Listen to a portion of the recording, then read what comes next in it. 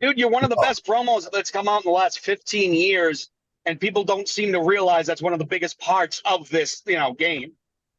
Um, If you can talk them in their seats, you don't really have to do anything in the ring. yeah, I appreciate that. Definitely do. I guess like as far like if I'm at shows and people come up to me and they ask me to watch their match or they ask me for advice or anything, I'm oh dude, like anybody at a meet and greet, whatever. I'm the easiest going guy in the world. I just don't I never tell people what to do and I never put it out there.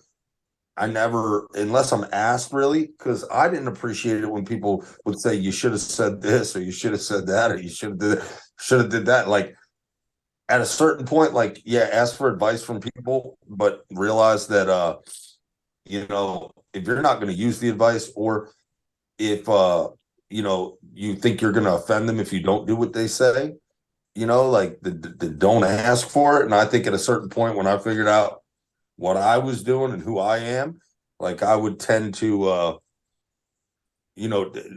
just not appreciate people telling me what to do in that regard, right? Promos and shit.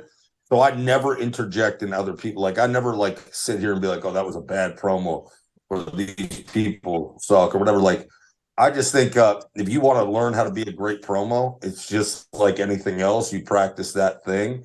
You look in the mirror, you write the shit down, and you just try it over and over and over again. And, repetition is the father of learning. If you do this thing over and over again, you'll get to a point where you're great at it, right?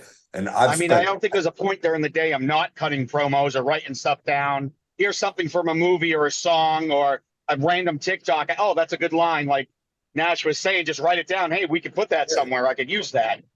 that's exactly it. And that's a Dusty Rhodes trick, right? He was my mentor, and he used to tell the boys and the girls, a lyric in a song is a whole promo. You know what I mean? Like he would take Yeah, my dad, you know the guy who trained song. me up in the Northeast was Brickhouse Baker. He was trained by Sousa up in Massachusetts back in, geez, the 80s. But it's Okay. just like the guys in the New England area that I've got to learn from. That's one thing they've always drilled in because I've never had a desire to get in the ring, run the ropes, bump around. I've always been fascinated with guys like Heyman and Sholey and friggin' obviously Bobby the Brain. Like they did it Well, better I than can tell anyone. you all the greats steal from the greats. So One my hundred name percent. my name is Paul Heyman. My name is Enzo Amore, bro. Just walk in and introduce yourself, right? Well, Mr. Epic, thank you. Keep up the good work. Keep trying, keep striving, and get. I hope you're grooming with Manscaped, at least one of our sponsors there for the. I do. I got the lawnmower. Very good, very good. The beard balm. Thanks, guys. All I right, want to run a Tyler. John Deere over that chin, brother. I don't know if Manscaped's gonna get that done. Hey Tyler, guys, where are you? Hey, Tyler. just segue. I did line up with Manscaped, so Nice. yeah, nice, huh? Yeah. Beautiful. A little late to the party, so I didn't really get to hear the beginning of the introduction from Enzo. Great to have you here, Enzo. Thanks for having me. Fan. Kind of a couple of things. Going back to the notebook of promos, it kind of reminded me of this interview I saw, like David Lee Roth on Rogan, where he talked about always banking the ideas. Like you might not use it right away, but he kept like journals, and every time he'd think of something, he'd write it down. And then whenever he was writing a song, he would always go back and kind of like a Rolodex of ideas. He'd always look for a lyric that he wrote down.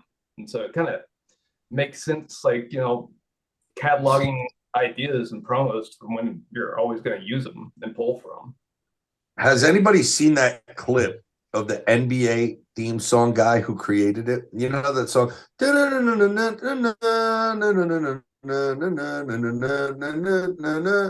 The NBA song, right? Mm-hmm. There's a clip that's viral. There's a clip of viral from like the 90s of that guy back before you could leave a voice note. You would call yourself and leave yourself a voice message on your own answering machine.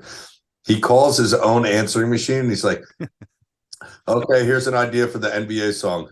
Right, he plays his own voice message to the microphone and everybody hears it, and then he has a whole fucking band behind him and he runs behind it, and then he just starts ripping it and everybody's like, yeah, the NBA song.